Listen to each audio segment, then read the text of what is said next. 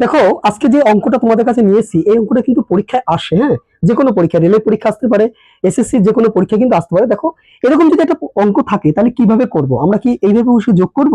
তাতে কিন্তু আমাদের অনেকটা বেশি সময় লাগবে। কি করব দেখো, দেখো এখানে কি আছে, 5 আছে। কবার আছে? একবার, দুবার, তিনবার, চারবার, পাঁচবার, তাই না?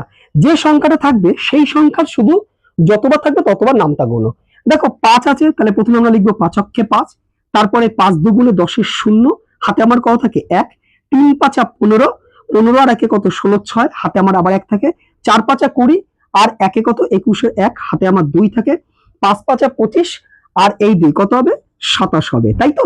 এইবার দেখো এখানে কটার পরে দশমিক ছিল? একটা, দুটো, তিনটে, চারটে, পাঁচটা। আমরা দেবো একটা, দুটো, তিনটে, চারটে, পাঁচটার পরে একটা দশমিক দিয়ে দেবো। তাহলে কি দাঁড়ালো অ্যান্সার? 2.71605। এটা কিন্তু তোমার এতভাবে কিন্তু যোগ করতে হবে না, জাস্ট এইভাবে করলে কিন্তু এই অঙ্কটা চলে আসবে। নেক্সট তোমাদের জন্য 2 দাগ দিলাম। দেখো 0.6, 0.66, 0.666, 0. তারপর 4টে 6 আছে, তারপরে 0.5টা 6 আছে। এটার অ্যান্সার কত হবে তোমরা কমেন্ট করে বলো।